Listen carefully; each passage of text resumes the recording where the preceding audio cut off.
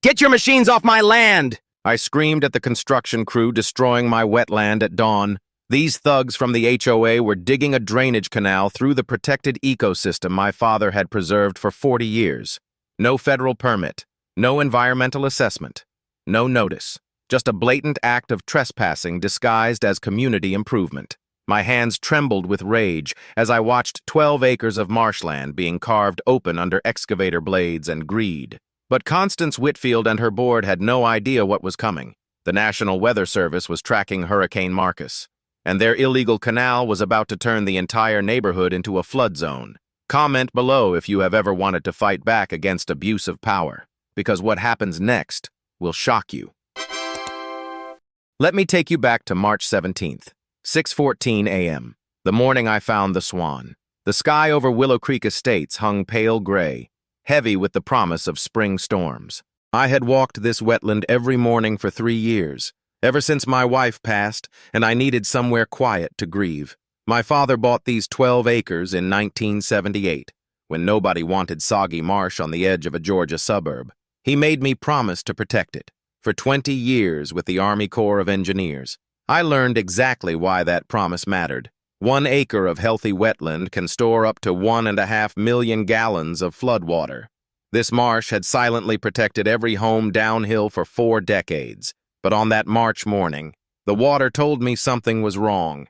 It was not the usual tea-brown, it was rust red, the unmistakable signature of freshly disturbed clay soil. I followed the discoloration upstream, my boots sinking into soft earth, and found her near the eastern bank. A trumpeter swan, one of a mated pair that had nested here for 6 seasons, was floating motionless in the murk. Her white feathers were stained with red sediment, her neck twisted at an angle that made my throat tighten. I lifted her body onto the bank, feeling her weight like an accusation. Her mate circled nearby, calling out in sounds I had never heard a swan make. Then I heard something else. Behind me, from the direction of my property line, came the grinding roar of heavy machinery. That sound did not belong here. I laid the swan down gently and moved through the cattails toward the noise. The boundary between my wetland and Willow Creek Estates was marked by cypress trees my father planted decades ago. I pushed through them and stopped cold. A yellow excavator was tearing into the southeast corner of my property, carving a trench already 200 feet long, 8 feet wide, 4 feet deep. 3 workers stood nearby drinking coffee, watching the destruction like it was entertainment. A small sign had been staked into the torn earth. Willow Creek HOA. Drainage Improvement Project. I read it 3 times. This was my land. I had the deed, paid the taxes, walked every inch of it for years. Yet here they were, cutting through it without a single word to me. I approached the foreman, a heavy-set man clutching a clipboard. "What is going on here?" I demanded. He looked up slowly, his expression bored. "Drainage project," he said. "Authorized by the Homeowners Association. You got questions? Take it up with their office." I told him he was standing on private property. He smirked and tapped his clipboard. "My paperwork says this is HOA common land." Then he turned his back and signaled the excavator to keep digging. The dismissal was too smooth, too rehearsed. This man had been briefed on what to say if someone challenged him. I watched the machine bite into the earth and felt cold certainty settle in my chest. Someone had redrawn the boundary lines. Someone had created paperwork to justify this destruction, and someone had deliberately kept me uninformed. I called the HOA office. The secretary confirmed the project was approved at a board meeting on March 15th, just 2 days earlier. I asked why I received no notice. She hesitated. "The notice was sent to all affected property owners," she said. I told her I owned the land they were destroying. Another pause, longer this time. She suggested I schedule an appointment with the board president, Mrs. Constance Whitfield. For the following week, her voice had shifted from pleasant to careful. She knew something was wrong with this situation. I could hear it. I hung up and looked west toward Willow Creek Estates. The neighborhood rooftops were visible through the trees, sitting in a natural depression 8 feet below where I stood. Every engineer understands gravity. Water flows downhill. That excavator was carving a channel that would funnel storm runoff directly into those homes instead of letting the marsh absorb it naturally. I walked back to where the swan lay on the bank. Her mate had stopped circling and now stood beside her. Silent. I knelt and picked up a chunk of red clay from the waterline, the same sediment that had stained her feathers. I put it in my pocket.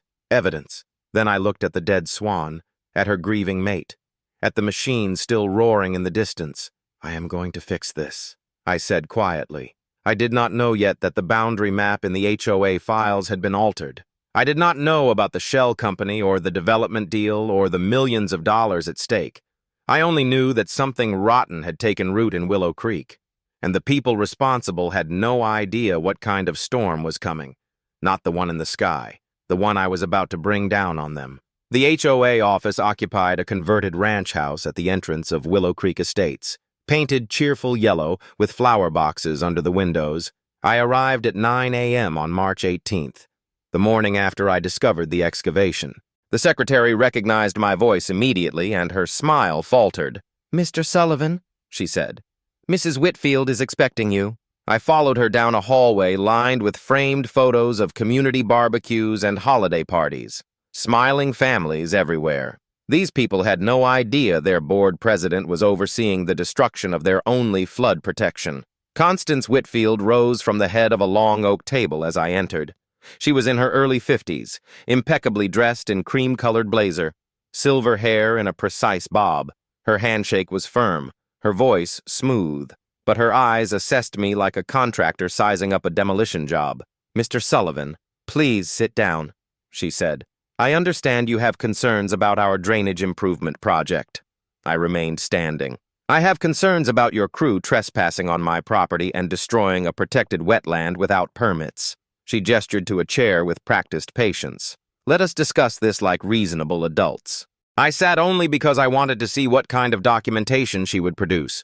She opened a manila folder that had clearly been prepared before my arrival and slid a document across the table. "This is the project authorization," she said. "Approved unanimously by the board on March 15th. Everything is properly documented." I examined the paperwork. Meeting minutes showed 5 board members present, the minimum quorum. The vote was 5-0. No discussion notes, no environmental impact assessment, no federal permits. I looked up. "Where is your Section 404 permit from the Army Corps of Engineers under the Clean Water Act? Any excavation into jurisdictional wetlands requires federal authorization. Violations carry penalties up to $16,000 per day." She blinked once, then recovered. "Mr. Sullivan, this is a simple drainage ditch. Our engineering consultant assured us no special permits were necessary. I asked for the consultant's name." She glanced at the folder. "Thornton Engineering. They provided a full assessment confirming the project would reduce water accumulation by 40%. The name meant nothing to me, but I filed it away. I asked to see the engineering report. Her response came too quickly, too smoothly. That document is proprietary and cannot be shared with parties outside the board. The stonewalling was deliberate. She had anticipated this question and prepared her refusal in advance. I reminded her that I was a property owner directly affected by this project. She leaned forward slightly. "Mr. Sullivan, I understand you are attached to your little swamp, but 47 families live in this community. Their safety matters more than your ducks and frogs. We have every right to improve our drainage infrastructure." I told her the wetland was not HOA property. She reached into the folder again, and this time, I saw the calculation in her movement. She had been waiting for me to say exactly that. "According to our records," she said.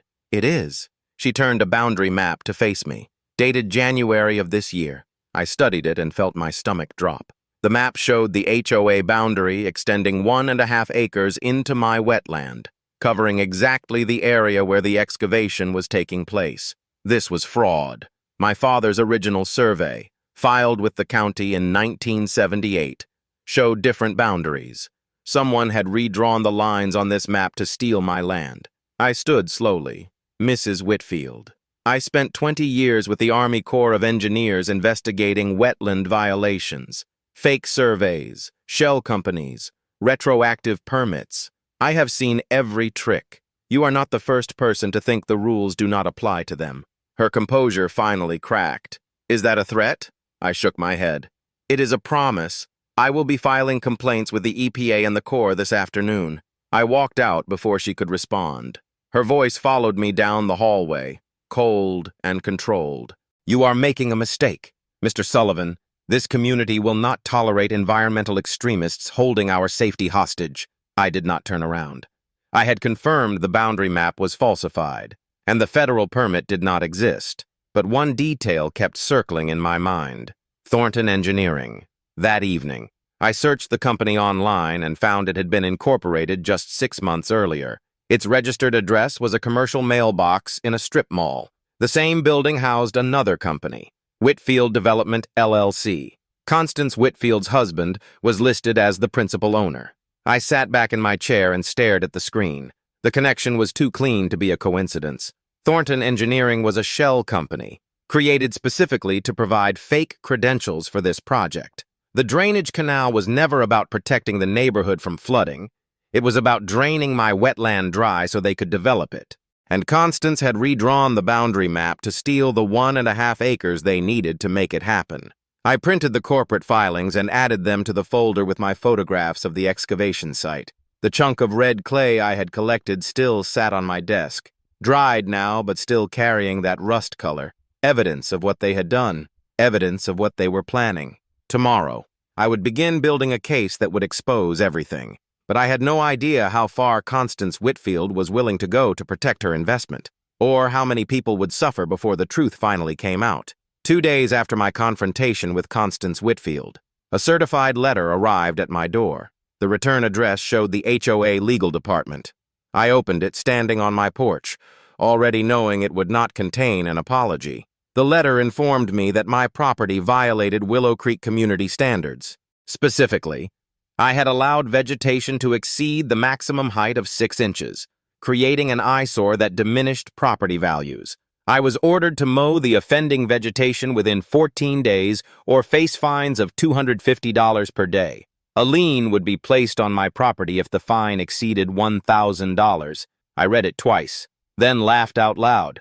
The vegetation they wanted me to mow was native wetland grass that had grown on this marsh for thousands of years. More importantly, my wetland was not part of Willow Creek Estates. HOA rules had no jurisdiction over land that was never included in their covenant. This was not a legitimate violation notice. It was retaliation. Constance was using bureaucratic machinery to punish me for challenging her project. The threat forced me to respond. Ignore it, and the fines would accumulate into legal leverage. Comply, and I would be destroying protected habitat while admitting their false authority. I called David Kowalski, a real estate attorney I had worked with during my core years. He reviewed the letter and the fraudulent boundary map I had photographed. "Garrett," he said, "they are playing hardball, but they have overreached. Your wetland is not HOA property. Their rules do not apply. I will send a cease and desist that makes this clear, but you need federal authorities involved. They cannot claim jurisdiction over wetlands they do not own." I asked him to send the letter immediately. That evening, I began building my case in earnest. I spread documents across my dining room table and started mapping the connections that would expose everything. The corporate filing for Thornton Engineering showed it was registered on September 15th of the previous year, 6 months before the drainage project. The registered agent was unfamiliar, but the address matched Whitfield Development, LLC exactly. Same building, same suite number. I pulled county records for Whitfield Development and found the piece that made everything click into place. In November, 3 months before the drainage project began, Whitfield Development had submitted a preliminary proposal to the County Planning Commission. The project was titled Willow Creek Phase 2, 35 new homes on approximately 14 acres adjacent to the existing neighborhood. The location described was my wetland. The proposal noted the land was currently classified as wetlands, but stated that ongoing drainage improvements would reclassify the area as developable within 12 months. There it was. The canal was never about flood protection. It was designed to drain my wetland dry so Constance's husband could build houses on it. The engineering assessment attached to the development proposal had been prepared by Thornton Engineering, the same shell company that told Constance no permits were needed, the same address as her husband's business. This was a coordinated scheme. Constance had used her position as HOA president to authorize the destruction of my property while her husband prepared to profit from developing it. The conflict of interest was criminal. I needed official documentation before going to the authorities. The next morning, I drove to the county recorder's office and requested my father's original survey from 1978. The boundaries were exactly as I remembered. My property line extended 40 feet beyond where the HOA map claimed it ended. The 1.5 acres they were excavating belonged entirely to me. I paid for certified copies and photographed every page of the Willow Creek Phase 2 file at the planning office. Then I sat in my car and made 2 phone calls. The first was to EPA Region 4 in Atlanta. I explained the situation and requested a formal investigation into unpermitted wetland destruction under Section 404. The intake specialist assigned case number EF202-40847. The second call was to the Army Corps of Engineers, Savannah District. The compliance officer recognized my name from my years of service. Garrett Sullivan, he said. Toughest inspector we ever had. What have you got? I gave him the summary. Unpermitted excavation. Falsified boundary map. Shell company providing fake engineering assessments. Development scheme hiding behind community safety claims. He let out a low whistle. Textbook 404 violation, he said. We will coordinate with the EPA. But Garrett, investigations take time. If they finish that canal before we issue a stop work order, the damage may be irreversible. I knew what he meant. Once a wetland drains, the ecosystem collapses within weeks. Soil chemistry changes. Water table drops. Vegetation dies. Recovery becomes nearly impossible. I drove back to my property. The excavation had progressed another 100 feet. The canal was now 300 feet long, carving deeper into the marsh every day. I photographed the progress with GPS coordinates and timestamps. Then I considered my next move. The residents of Willow Creek deserved to know what their board president was doing in their name. Russell Wade, a neighbor who lived 3 houses from the HOA office, had approached me the previous week. He was an electrician, practical-minded, and had grown suspicious when the board refused to answer his questions about permits at the last meeting. I had given him my phone number in case he learned anything useful. Now, I called him. Russell, I said, I need the HOA resident email list. He hesitated only a moment. I have access to the community directory through my wife's position on the welcome committee, he said. She has been asking the same questions I have. Give me an hour. The email I drafted laid out everything. Missing federal permits. Falsified boundary map. Thornton Engineering operates from the same address as Whitfield Development. The Phase 2 proposal would turn their wetland buffer into 35 new houses while eliminating their flood protection. I attached photographs and county documents. When Russell sent the directory, I copied every address and hit send. Within an hour, my phone started ringing. Residents who had trusted Constance for 3 terms were suddenly demanding answers. But Constance Whitfield had not maintained control of this community by backing down from challenges.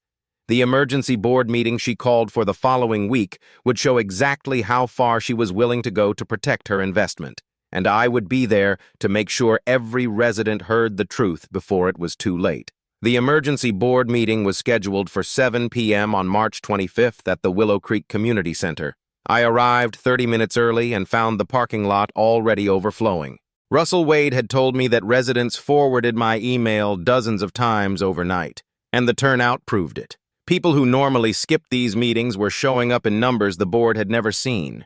I counted approximately 120 residents packed into a room designed for 80. Every seat was taken, and people lined the walls 3 deep. Russell caught my eye near the entrance and nodded. The mood was electric, anxious. These people had trusted Constance Whitfield for 3 consecutive terms. Now they were hearing accusations of fraud and corruption, and they wanted answers. I took a seat in the back row to observe how Constance would try to control what was coming. She sat at the center of the board table, flanked by 4 members who looked deeply uncomfortable with the crowd. Her navy blue suit was immaculate, her expression composed. At exactly 7 p.m., she called the meeting to order. "Before we begin our agenda," she said, "I want to address misinformation circulating in our community. A man named Garrett Sullivan, who is not a Willow Creek resident, has been spreading false claims about our drainage project. I want to assure you that everything we have done is legal and designed solely to protect your homes." She clicked a remote. and a PowerPoint presentation appeared. The slides were polished, professional, and clearly prepared days in advance to get ahead of my accusations. Flooding statistics, drainage diagrams, quotes from the Thornton engineering report about reducing water accumulation by 40%. She never mentioned that Thornton operated from her husband's business address or that county records showed a 35-home development planned for my wetland. When she finished, she smiled and asked for questions. The room erupted. A woman in the front row stood without being recognized. Mrs. Whitfield, I received documents showing your husband's company plans to build houses on that wetland. Is that true? Constance's smile tightened. That email contained fabricated documents from a disgruntled neighbor. My husband's business has nothing to do with HOA decisions. A man in the middle raised his hand. Then why does Thornton Engineering share an address with your husband's company? She hesitated. They share a commercial building with many businesses, she said. Any similarity is coincidental. The answer was technically true and completely misleading. Russell Wade stood up. Mrs. Whitfield, I asked about federal permits at our last meeting, and you said everything was in order. Can you show us the Section 404 permit from the Army Corps of Engineers? Her composure cracked, just slightly. The permitting process is ongoing, she said. Our legal counsel advised us that we can proceed while the application is reviewed. I stood up from the back row. That is false, I said. The room turned toward me. There is no application on file. I confirmed this directly with the Corps 4 days ago. Constance's eyes found me across the crowded room. You have no standing to speak here.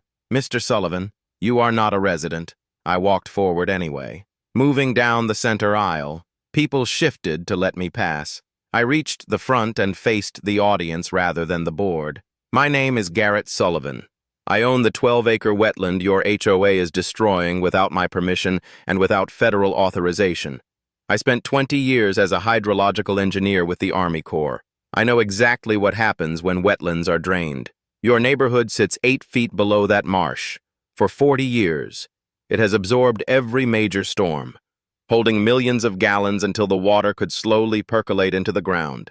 That canal is not protecting you. It is eliminating the only thing that ever did. I kept my voice steady. Factual.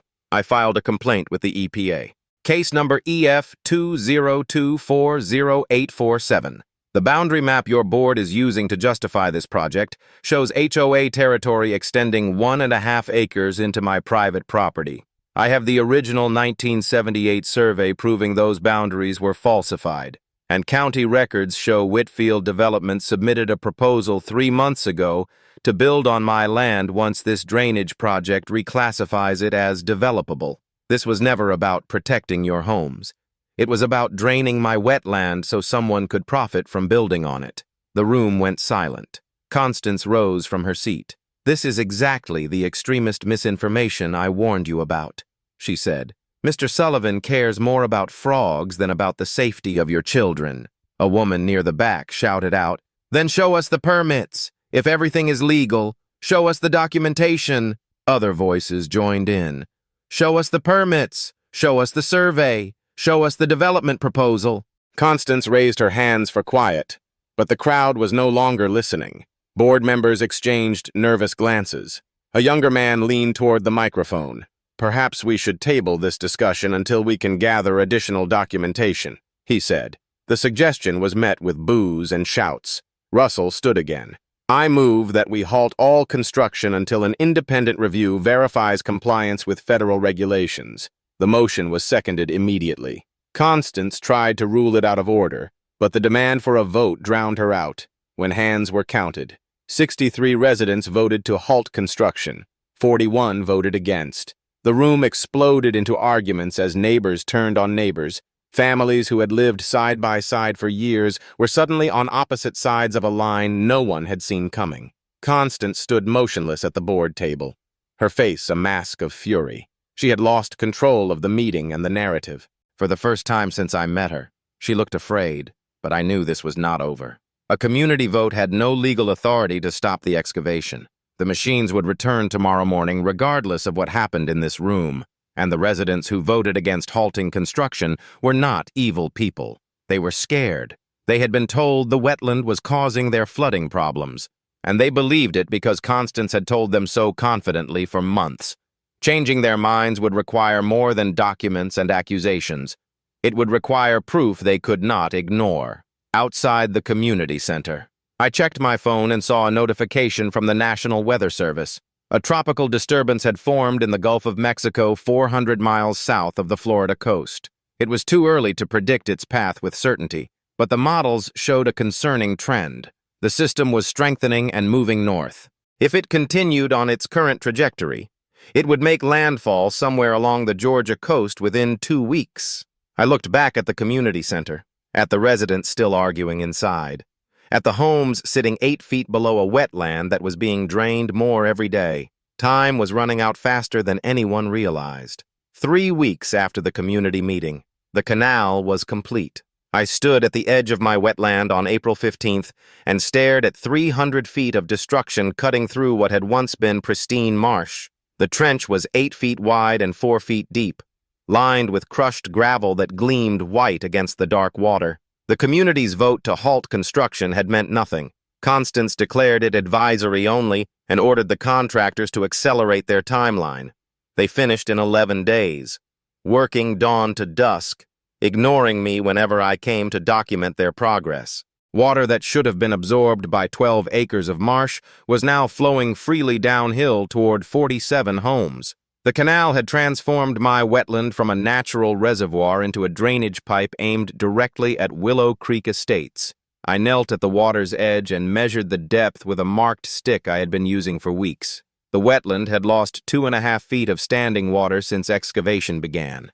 In healthy conditions, this marsh held 4 feet during the spring months. Now it was barely 18 inches in the deepest sections. I called Dr. Miriam Frost, an ecologist from the State University who had studied this wetland for her doctoral thesis. She drove out that afternoon and spent 2 hours taking soil samples and photographing the stressed vegetation along the canal edges. "Garrett," she said finally, "at this drainage rate, the wetland will lose 60 to 70% of its water retention capacity within 6 weeks. You are looking at ecosystem failure." I asked her to put that assessment in writing. She promised a formal report within a week. That evening, I checked the National Weather Service website and felt my stomach tighten. The tropical disturbance I had been monitoring was now Tropical Storm Marcus, with sustained winds of 50 miles per hour and a projected path directly toward the Georgia coast. Landfall was expected within 10 to 14 days. The forecast showed 8 to 12 inches of rainfall for our area. I did the math once, and the numbers were terrifying. A healthy 12-acre wetland can store approximately 18 million gallons, with 70% capacity lost. Mine could hold maybe 5 million. Marcus would drop 9 to 14 million gallons on our watershed, with nowhere for the excess to go except through that canal and into the homes below. I drafted an urgent email to the resident list with the hydrology laid out in plain language, the wetland loss, the projected rainfall, the inevitable flooding. The response was immediate and divided. Some residents thanked me and began preparing. Others accused me of fear-mongering, saying Constance had assured them the new drainage would handle any storm. A few threatened to sue me for harassment. I forwarded the entire thread to the EPA and the Corps, documenting that the community had been warned and that HOA leadership had dismissed the risk. Then I waited. I had been following up with Agent Frank Holloway at EPA Region 4 since filing my original complaint, and 2 days later, his response finally arrived. The official letter confirmed everything I had been fighting to prove. My wetland qualified as waters of the United States under federal jurisdiction. The Army Corps of Engineers had no record of any permit application for the drainage project. Thornton Engineering was not licensed to practice in Georgia, making their environmental assessment legally worthless. Most critically, EPA had opened a formal enforcement file, EF 202-40847, and was recommending civil penalties under Section 309 of the Clean Water Act, $16,000 per day of violation. The excavation had been ongoing for 67 days. The HOA was facing potential penalties exceeding $1 million. I read the letter 3 times to make sure I understood correctly. This was the evidence I needed. Federal confirmation that Constance had violated the law and put her community at risk for profit. I drove to the HOA office that afternoon with copies of the EPA letter. The secretary tried to tell me Constance was unavailable, but I could see her through the conference room glass. I walked past the desk and pushed open the door. "Mr. Sullivan," she said, "you are trespassing." I placed the letter on the table in front of her. "You have bigger problems than trespassing." She read in silence, her expression shifting from contempt to concern to something almost like fear.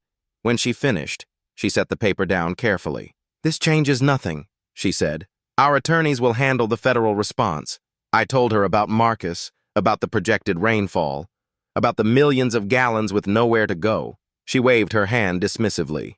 "Every spring, you people predict flooding, and every spring we are fine. I am not going to panic this neighborhood based on fantasies." I left knowing there was nothing more I could say to change her mind. The evidence was clear. The warning delivered, and she had chosen denial over action. That night, I sat on my back porch watching the wetland in fading light. The water level had dropped another inch since morning. The male swan was still circling the area where his mate had died, waiting for something that would never return, somewhere in the Gulf. Marcus was feeding on warm water, growing stronger by the hour. 10 days, maybe less. I thought about the families in Willow Creek, the children sleeping in bedrooms 8 feet below where I sat. Most had no idea what was forming out there in the darkness, gathering force, coming for them whether they believed in it or not. Hurricane Marcus made landfall on September 12th at 11 p.m., approximately 120 miles south of Savannah. By 2 a.m. on September 13th, the outer bands were dumping torrential rain across our county. I woke to my phone screaming with emergency alerts. Flash flood warning. Seek higher ground immediately. I pulled on boots and a rain jacket and stepped onto my back porch. The wind was howling at 50 miles per hour, bending cypress trees nearly horizontal. Rain fell so hard I could barely see 20 feet ahead. Lightning strobed across the sky, illuminating a landscape that looked like the end of the world. I checked my rain gauge. 3 inches in 2 hours. Marcus would ultimately drop 11.3 inches in 18 hours. A 50-year rainfall event. The kind of storm hydrologists use as worst-case scenarios in flood modeling. I grabbed a flashlight and made my way to the wetland overlook behind my house. The beam cut through darkness and rain, revealing what I had feared. My wetland was already full and still climbing, but the canal was transforming everything. Instead of allowing water to spread across 12 acres and absorb slowly, the trench was channeling it into a concentrated torrent racing downhill. I watched debris and sediment rushing through that 8-foot-wide channel at velocities the marsh had never experienced. The water was not being stored. It was being weaponized. By 4 a.m., I needed to see what was happening below. I drove as close to the neighborhood as flooded roads allowed, knowing the risk but unable to stay away. Emergency vehicles were already arriving when I parked on high ground and waded the rest of the way through knee-deep water. The scene was chaos. The lowest streets in Willow Creek were under 3 feet and rising. Residents in pajamas carried children and pets toward higher ground. I saw Russell wade helping an elderly couple through a ground-floor window, water at their waists.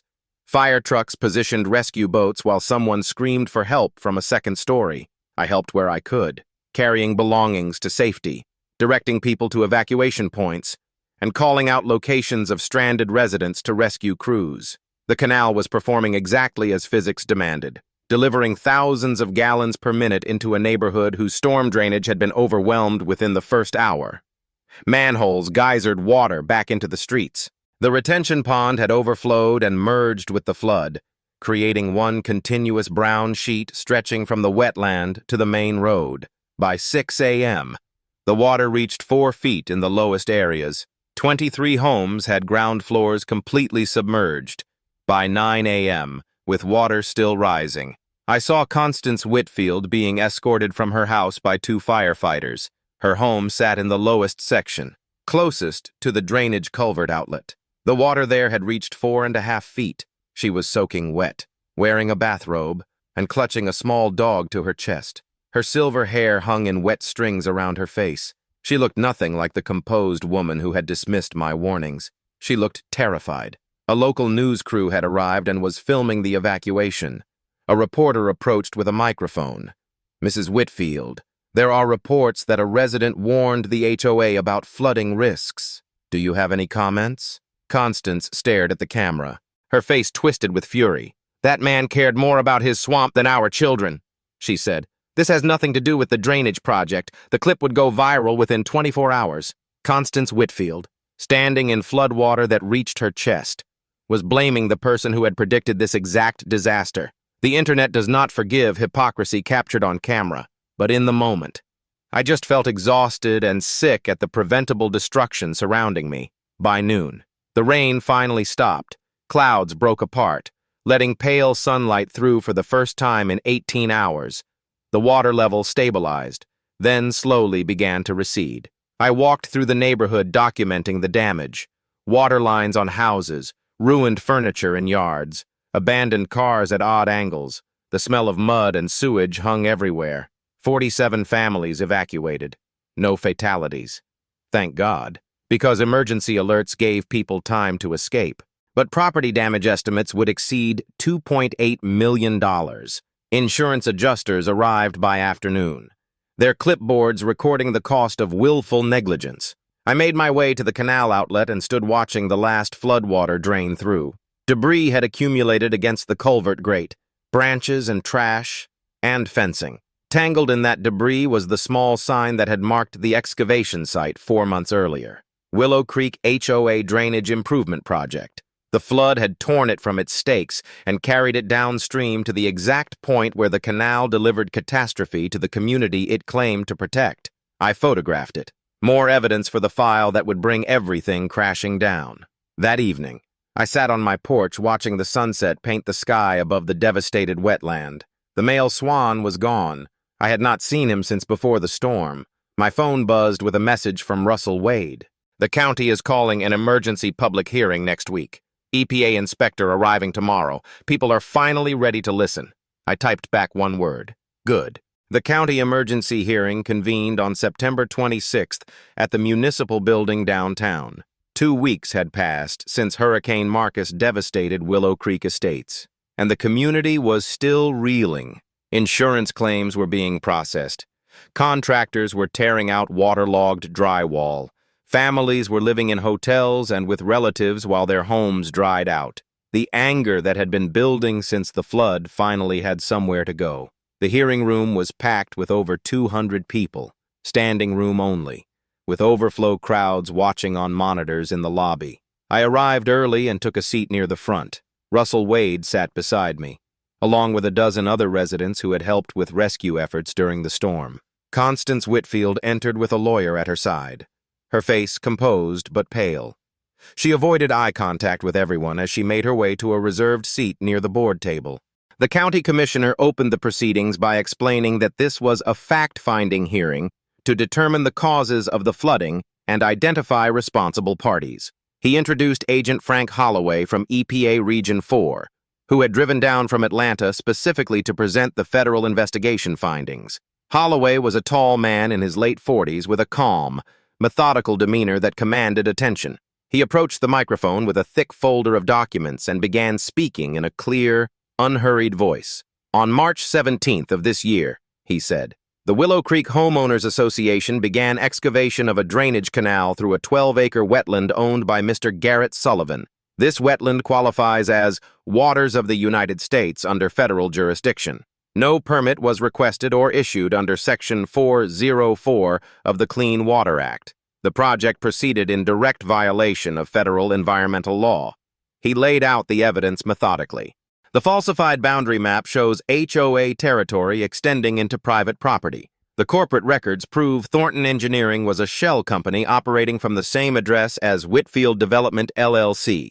The Willow Creek Phase 2 proposal revealed the true purpose behind the drainage project. The EPA violation file documenting 67 days of unpermitted wetland destruction. When he finished, he looked directly at Constance. Mrs. Whitfield, he said, as president of the HOA board that authorized this project, and as spouse of the principal owner of Whitfield Development, you had a fiduciary duty to disclose conflicts of interest and ensure compliance with applicable law. You did neither. The room was absolutely silent. I watched Constance grip the armrest of her chair until her knuckles went white. The commissioner invited me to speak next. I approached the microphone and faced the audience rather than the board. I kept my testimony brief and factual. The hydrology of the wetland, the warnings I had delivered before the storm, the emails I had sent documented the risk to every resident. The mathematics of water storage and drainage predicted exactly what happened when Marcus arrived. I did not raise my voice or make accusations. I simply laid out the timeline and let the evidence speak for itself. When I finished, I returned to my seat. Russell squeezed my shoulder. The commissioner then opened the floor to affected residents, one by one. They approached the microphone. A mother whose children's bedrooms had been underwater. A retired couple who lost 40 years of photographs and family heirlooms. A young family who had just bought their first home 6 months earlier, and now faced foreclosure because their insurance would not cover the full damage. Each story was different, but they all ended the same way, with eyes turning toward Constance Whitfield. Finally, the commissioner invited Constance to respond. Her lawyer leaned over and whispered something, but she shook her head and stood up. She walked to the microphone, chin raised, still trying to project authority. "What happened during Hurricane Marcus was a natural disaster," she said. "No drainage system in the world could have prevented flooding from 11 inches of rainfall. The wetland had nothing to do with it. Mr. Sullivan is an environmental extremist who has been harassing this community for months. He should be investigated, not celebrated." A woman in the middle of the room stood up without being recognized. "Then why did you lie about the permits?" she demanded. "Why did you hide your husband's development deal? Why did you tell us we were safe when you knew we were not?" Other voices joined in. The room erupted in shouting. The commissioner banged his gavel for order, but the crowd was beyond control. Constance tried to continue speaking, but no one was listening anymore. A man near the back yelled out, "You put your profits ahead of our safety. You almost killed our children." Constance's composure was finally shattered. She turned to face the crowd with fury in her eyes. "I did everything for this community," she shouted. "I spent 3 terms dealing with your complaints and your petty disputes, and this is the thanks I get. Accusations and lies from people who do not understand the first thing about how HOAs work." The room went quiet for a moment, stunned by her outburst. Then someone started a slow clap. It spread through the audience, sarcastic and damning. Constance looked around at the faces of people she had led for 6 years. People she had convinced to trust her judgment. Every single one of them was staring back with contempt. Her lawyer stepped forward and took her arm. "We are done here," he said quietly. They walked toward the exit, but the crowd had blocked the aisle. People did not move. They just stood there, forcing Constance to push through them one by one, feeling the weight of their anger with every step. A reporter caught up with her at the door. "Mrs. Whitfield, do you have any comment on the EPA findings?" Constance turned and looked directly into the camera. Her face was flushed, her eyes bright with tears she was fighting to hold back. "I have no comment," she said. "Ask my lawyer." Then she was gone. The commissioner called for order and announced that the county would be referring the matter to the state attorney general for possible criminal investigation.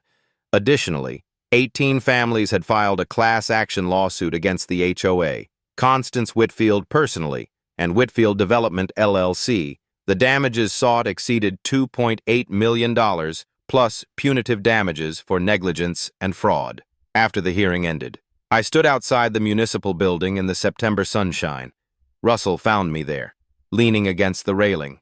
"How do you feel?" he asked. I thought about it for a moment. "Tired," I said. "Relieved. Sad that it had to come to this." He nodded. "She did it to herself." He said, "You gave her every chance to stop." I knew he was right, but it did not make the destruction any less real. 23 families had lost their homes to flooding that did not have to happen. A wetland that took thousands of years to form had been irreparably damaged. And for what 35 houses that would never be built? A development deal that was now worthless. Constance Whitfield had gambled everything on greed and arrogance, and she had lost it all in a single night of rain. 6 months after Hurricane Marcus. I stood at the edge of my wetland on March 15th and watched the restoration crews pack up their equipment. The date was not lost on me. Exactly 1 year ago, the HOA board had voted to authorize the canal that would eventually flood their own neighborhood. Now that the canal was gone, filled in with native soil and planted with cattails and sedge grass that would help stabilize the banks as the ecosystem recovered. The EPA enforcement order had required complete restoration of the wetland to its original condition. And for once, the federal government moved with surprising speed. Constance Whitfield's downfall had made the case a priority. Nobody wanted to be associated with defending her actions, so permits and approvals that might have taken years sailed through in weeks. The work had cost the HOA $425,000 in fines and remediation expenses, paid from a combination of reserve funds, a special assessment on homeowners, and the settlement from the class action lawsuit. The legal consequences had been thorough and public. Constance resigned as HOA president 3 days after the county hearing, citing health reasons that fooled no one. A month later, she and her husband sold their house in Willow Creek and moved out of state. The class action lawsuit settled for $1.9 million, paid by the HOA insurance policy and a personal contribution from the Whitfields that their lawyer negotiated to avoid individual bankruptcy. Whitfield Development LLC withdrew its application for the Phase 2 project and dissolved as a corporate entity.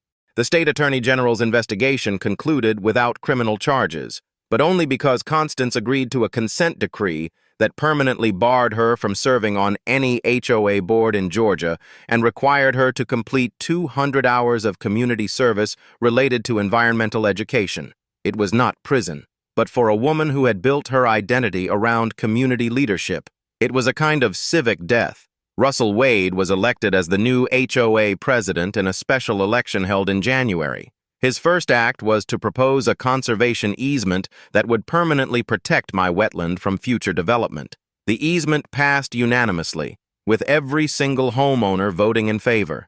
The document designated the marsh as a critical flood storage area and prohibited any construction, excavation, or drainage modification within its boundaries. In exchange, I agreed to allow a nature trail along the eastern edge of the property, accessible to Willow Creek residents for hiking and birdwatching. The trail would include educational signs explaining how wetlands function and why they matter for flood protection. Russell told me the signs were his wife's idea. She wanted children growing up in the neighborhood to understand what had happened and why it should never happen again. The wetland itself was healing faster than Dr. Miriam Frost had predicted.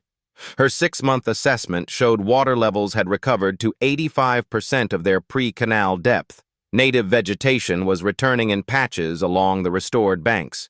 The soil chemistry was stabilizing as organic matter accumulated in the refilled trench.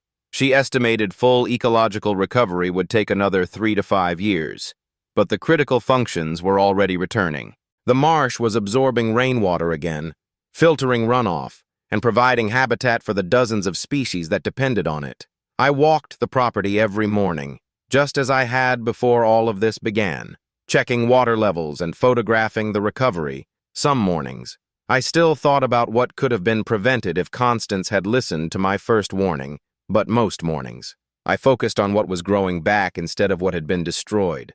On this particular March morning, I noticed something near the cypress grove on the western edge of the wetland. 2 large white shapes are moving through the shallow water. I raised my binoculars and felt my throat tighten. Trumpeter swans. A mated pair. Their long necks curved gracefully as they fed on aquatic plants. I had not seen swans on this property since the female died in the contaminated water the day I discovered the excavation. For months afterward, her mate had circled the spot where she fell, calling out in sounds I had never heard a swan make. Eventually, he disappeared, and I assumed the worst. But these were different birds. Younger, their feathers not quite as purely white as the pair I remembered. A new generation, drawn to a habitat that was becoming livable again. I watched them for a long time, feeling something loosen in my chest that had been tight for over a year. That afternoon, the first group of elementary school students arrived for a field trip on the new nature trail, 23 fifth graders from the local school, accompanied by their teacher and a handful of parent chaperones. Russell had organized the visit as part of the educational programming the new HOA had committed to supporting. I met them at the trailhead and walked them through the wetland, explaining how the marsh filters water and stores rainfall and provides homes for birds and fish, and insects. I showed them the filled canal, now barely visible under new growth, and told them what had happened when someone decided to cut through it. The children asked good questions. Why would anyone want to destroy a wetland? Did the lady who did it go to jail? What happens if another big storm comes? I answered as honestly as I could. Some people make bad decisions because they care more about money than about consequences. She did not go to jail, but she lost her home and her reputation and had to move away. And if another storm comes, this wetland will be here to protect you, the way it protected your parents and grandparents before you were born. As the students filed back toward their bus, one girl lingered near the water's edge. She was watching the swans glide across the surface, their white feathers brilliant against the dark water. "Mr. Sullivan," she said, "are those birds happy here?" I considered the question. "I think they are," I said. "This is their home now." She nodded seriously. "Then it is good that you saved it." She ran to catch up with her classmates, leaving me alone at the edge of the marsh. I bent down and picked up a white water lily that had drifted to shore, the first bloom of spring, from a species that had disappeared when the wetland was drained and was now returning as the water came back. I tucked it into my pocket and looked out across 12 acres of recovered wetland, at the swans and the cattails and the cypress trees my father planted 40 years ago. Nature does not seek revenge, I thought. It simply responds to what we do, and when we choose to heal instead of harm, it gives us another chance. The sun was setting behind the trees, painting the water gold and orange, somewhere in the distance. One of the swans called out, a clear note that echoed across the marsh and faded into silence. I stood there until the last light was gone, feeling something I had not felt in a very long time: peace. Nature does not forgive shortcuts, and neither does the law. Constance Whitfield thought she could drain my wetland for profit. Hurricane Marcus proved her wrong. 67 days of violation, $425,000 in fines, $1.9 million in damages, and 23 families who learned the hard way that greed always flows downhill. If you believe in justice and accountability, subscribe to the Hoa Stories and share this with someone who needs to hear it. The truth has a way of rising, just like floodwater.